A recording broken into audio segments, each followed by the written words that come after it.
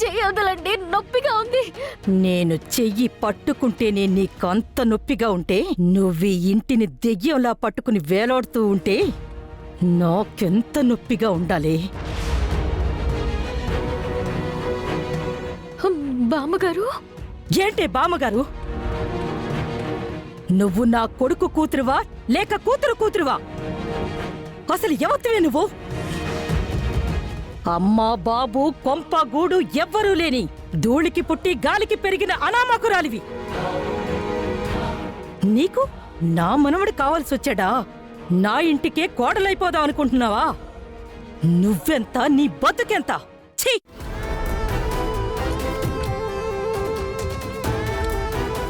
గౌతమ్ పక్కన ఉండాల్సింది నువ్వు కాదే, అదితి. చిటికెడు కుంకుమ పెట్టుకుని జానెడు పసుపు తాడు మెళ్ళ వేసుకుని ఇంటికొచ్చి ఏకు మేకయ్యావు కదే. నా మనవడు మాత్రమే నీ కొంగు పట్టుకుని తిరుగుతున్నాడనుకున్నాను. కాని నా కొడుకు కోడలు కూడా నీకు హారతులు పడుతున్నారు కదే, హారతి. ఆఖరికి ఈ ఇంటి ఆడపడుచు అవంతిక నీ దయా దాక్షిణ్యాల మీద, నువ్వు వేసిన భిక్ష మీద బ్రతికేలా చేశావు కదే. ఇంటి అల్లుడిని మెడ పట్టుకుని బయటకు గింటేలా చేశావు. నేనెంత ఓపిక పడదామనుకున్నా, నా సహనాన్ని పరీక్షిస్తున్నావు కదే. నువ్వంటే నాకు మొదట్నుంచి ఇష్టం లేదు. నీ మొహం చూస్తేనే నాకు అసహ్యం పుడుతుంది.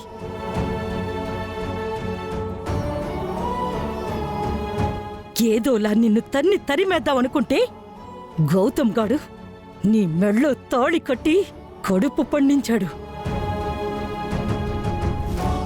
నీ కడుపులో ఉన్న నా రక్తం, నా ముని మనవడ కోసం నిన్ను ఎన్నాళ్ళు భరించాను. నా వంశం కాని ఆ ఇంద్రాగాడు 20 ఏళ్లు ఈ ఇంట్లో పెరిగినా వాణ్ణి ఇంట్లో నుంచి తరిమేశాను. వాడితో పోలిస్తే నువ్వెంత?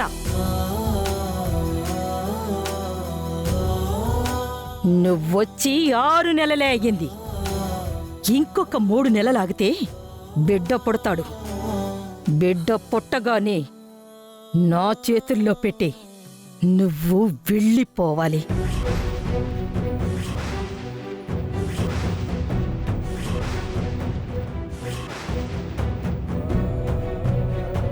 మళ్ళీ నీ మొహం మాకు చూపించకూడదు. ఎక్కడికెళ్తావో నీ ఇష్టం. ఆ ఇంద్రాగాళ్ళ నువ్వు చచ్చినా పర్వాలేదు. మాకు కావాల్సింది నీ కడుపులో ఉన్న మా రక్తం, మా వంశం. నువ్వు వెళ్ళిపోయాక నా మనవడకి అదితినిచ్చి పెళ్లి చేస్తాను. మళ్ళీ మా 2 కుటుంబాలు కలిసి సంతోషంగా ఉంటాం.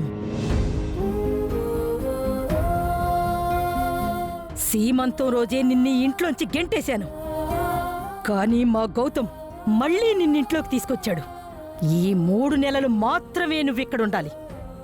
ఒళ్ళు దగ్గర పెట్టుకుని జాగ్రత్తగా ఉండాలి.